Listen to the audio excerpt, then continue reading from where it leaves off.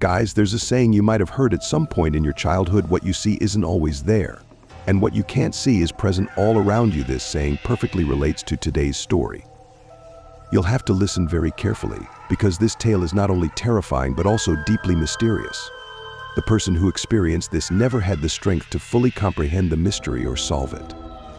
But I know the full story, and I'm going to share it with you right now. If you listen until the end, you might be able to solve the mystery yourself. However, if you miss any part, there are crucial details that might escape you.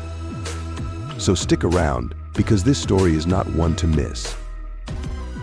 This story comes from a corner of the United States, a place considered a kind of paradise. You understood that, right? This story is set in one of those peaceful, serene areas. But why, in a place so tranquil, do things sometimes happen that feel straight out of a nightmare? This story is more than just eerie, it's downright terrifying. It's about a man who returned to this corner of the US. After many years, his name is Michael. This didn't happen to him just once, it happened several times, and each time was more terrifying than the last. You, too, will feel the fear Michael did. But before I start, make sure to subscribe to this channel for more horror, mystery, and historical videos. This story starts in 2010.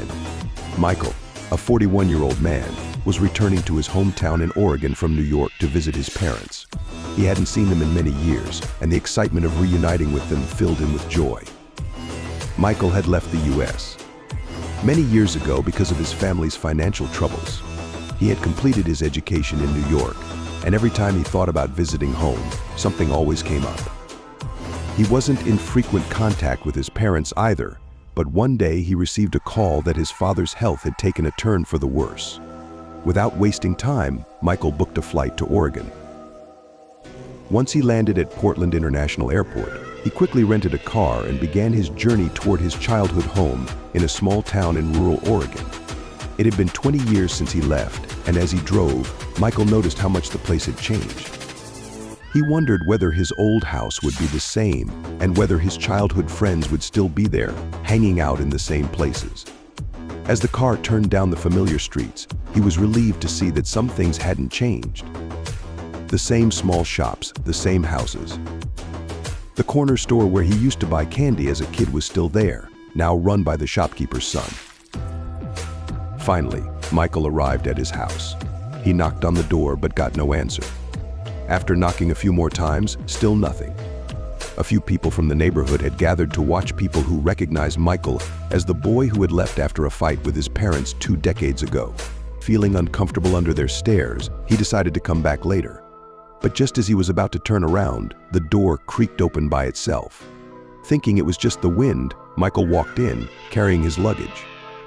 Inside, everything was eerily silent. He called out to his mom a few times, but no one responded. Then, he heard a faint voice. It was his mother's voice, calling him from upstairs. Michael rushed up to the first floor, where he found both his mother and father lying in bed, looking frail and sickly. Despite their poor condition, his mother smiled and hugged him. It was an emotional moment for Michael, seeing his parents like this after so many years. He was happy to be there, but little did he know that his first night back in the house would be nothing short of a nightmare. That night, while going downstairs to get a glass of water, Michael heard a strange noise. The sound seemed to be coming from one of the windows. There was no wind, yet it echoed from one window to the next. When he looked closer, he saw handprints on the glass, as if someone had been standing outside, pressing their hands against the window. His heart raced, and the water bottle slipped from his hands. Terrified, Michael ran back upstairs to his parents. The next morning, he told his mother about what he had seen. She brushed it off, saying that it was probably just the man from the neighborhood, a mentally unstable man whose wife had died shortly after their wedding. Ever since then, the man wandered around day and night. Relieved that it wasn't something supernatural, Michael put the incident behind him. But he couldn't shake the eerie feeling that something wasn't right. That evening, Michael received an invitation from an old friend to a party. Excited to catch up, he eagerly accepted. His father, however, warned him to be home before midnight. No matter what, don't stay out past 12, his father said, his voice serious. Michael laughed it off, thinking his father was just being overprotective. After all, it was just a party with friends, nothing to worry about. Michael arrived at the party and had a great time. As the night wore on, he noticed it was nearing midnight, but he didn't want to be the first to leave. Just then, his friend Daniel came over and pulled him aside. "You shouldn't stay here past midnight, Mike. You need to get home," Daniel warned. Confused, Michael asked why. Daniel explained that the road Michael had to take back home, the one crossing over Rockford Bridge, had a dark history. In the 1990s, 50 people were killed in a tragic accident on that bridge. Since then, strange things had been happening there, especially at midnight. People reported hearing the cries of the dead. Michael, ever the skeptic, laughed it off. "You're not seriously trying to scare me with ghost stories, are you?" he said, brushing it aside. Daniel, however, remained deadly serious, urging him to leave before it was too late. The party ended around 3 a.m. Michael got in his car and headed home. As he approached Rockford Bridge, the words Daniel had spoken began to play in his mind. And then he saw something: a little girl standing by the side of the bridge, crying. It was 3 in the morning. What was a little girl doing out here? He hesitated, thinking it might be a ghost, but his conscience told him to stop and help her. As soon as he pulled over, the girl's crying stopped. She turned towards him, and he could hear the sound of footsteps approaching his car. When he rolled down the window, the little girl was standing right there. She looked up at him and said, "I can't find my mom and dad. I hear their voices calling me, but I can't find them." Michael, feeling sorry for her, asked where she last heard the voices. The girl pointed toward a nearby pond.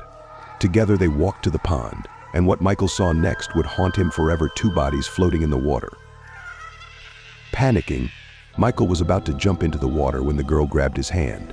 "You'll save them, but what about the others?" she asked. Confused, Michael looked around and realized there weren't just 2 bodies in the pond, there were dozens. 40, maybe 50 bodies, all floating, lifeless. Michael ran back to his car, started the engine, and sped home.